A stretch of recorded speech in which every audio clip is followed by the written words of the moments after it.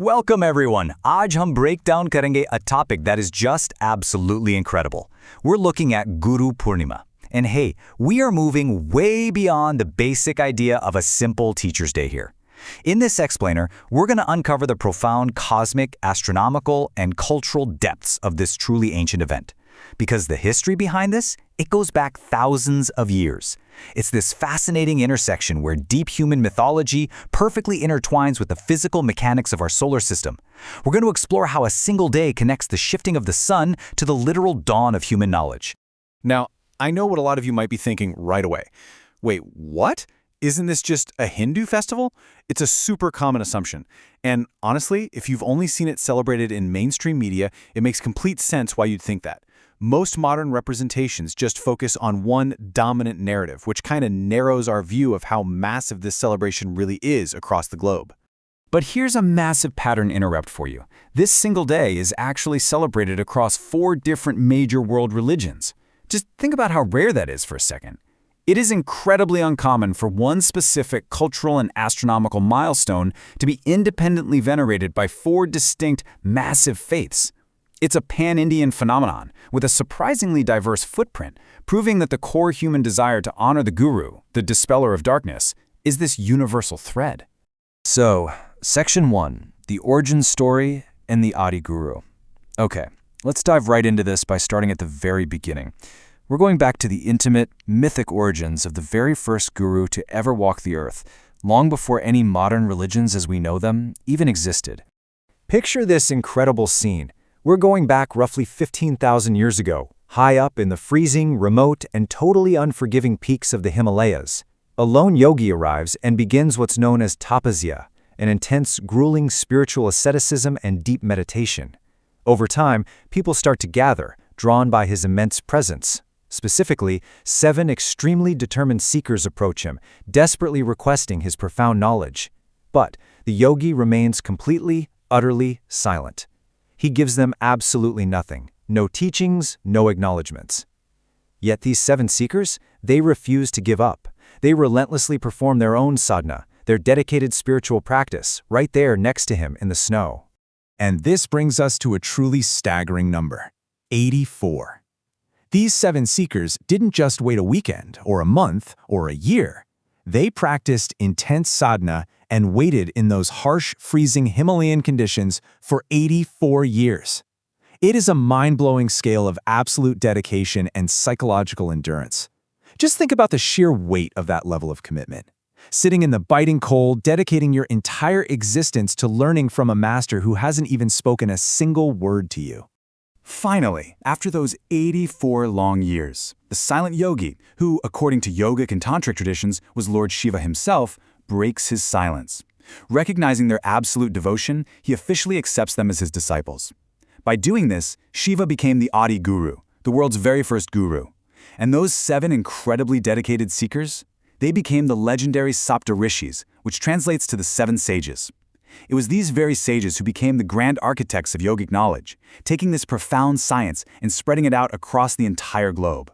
That is the ultimate origin of the Guru. Moving on to Section 2, Beyond the Spiritual, a cosmic turning point. Let's see how this builds, because we need to shift our focus from this intimate origin story in the mountains to the grand scale of our entire solar system. This isn't just about ancient spirituality, it's grounded in hard astronomical science. What's really fascinating here is the definition of Dakshinaya itself. Guru Purnima falls exactly on the astronomical point when the sun shifts from its northern journey, known as Uttarayan, to its southern journey, which is Dakshinaya. So we aren't just arbitrarily marking a religious date on a calendar.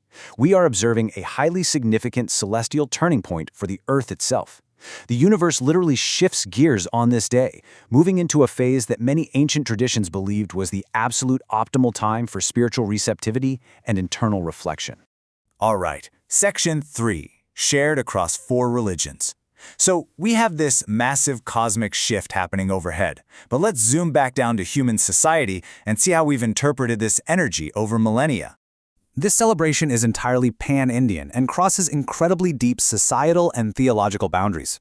We have Hinduism, Buddhism, Jainism, and Sikhism all observing this exact same day. Even with totally different rituals, doctrines, and historical pathways, each of these massive traditions pauses to honor the concept of the guru in their own beautiful way. It serves as this rare, unified bridge across different faiths. And this brilliantly illustrates just how historically foundational this day is.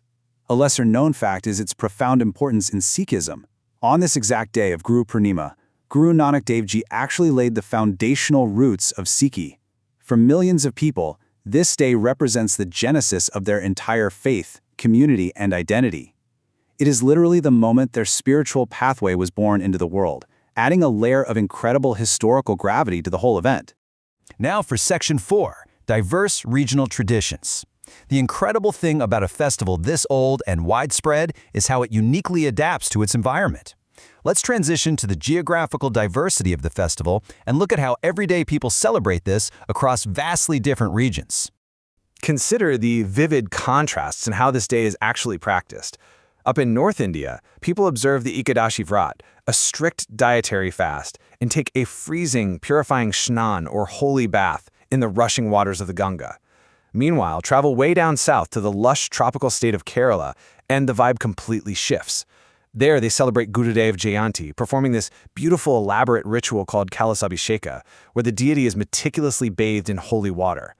And then, jumping up into the high mountains of Darjeeling, traditional shamans, known as the Jiakri and Dami, celebrate what they call Guru Purnima by paying direct thanks to their specific spiritual guides. The practices shift wildly from ascetic fasting in the plains to temple rituals in the tropics to shamanic traditions in the peaks, but the core gratitude remains exactly the same. Which brings us to Section 5, the Jainism contradiction. We've explored unity and shared traditions, but I want to introduce a final thematic layer here by looking at how ancient oral traditions naturally evolve and sometimes diverge over time. There's a fascinating contradiction within Jainism regarding this specific day. Some ancient sources claim it marks the day of Lord Mahavir's nirvana, his moment of ultimate enlightenment and liberation. However, other equally prominent traditions state this is the day Mahavirji found his very first disciple, essentially transitioning into the role of a guru himself. Now, this isn't some historical flaw that needs fixing, not at all. It's a testament to the sheer richness of the tradition. Both versions are widely prevalent, and both are deeply respected ways of honoring the spread of immense spiritual wisdom. So the crucial point is really bringing it all back to where we started. 84 साल का wait. Imagine कीजिए. Just imagine that. In our modern era of instant gratification, where we get completely frustrated if a web page takes 5 seconds to load or a text isn't immediately answered, the Sapta Rishis sat in the freezing Himalayas for 84 years just to receive knowledge. It completely reframes how we value learning, the virtue of patience, and the profound respect we owe the mentors who guide us through the complexities of life. So, I want to leave you with this question today. Aapke life ka Adi Guru kaun hai? Who is the Adi Guru in your life? Who is that foundational teacher, that guiding force who brings light into your journey and dispels the darkness of ignorance? Reflect on the true meaning of seeking knowledge and take a moment today to thank them. Thank you for joining me on this explainer, and keep seeking the truth.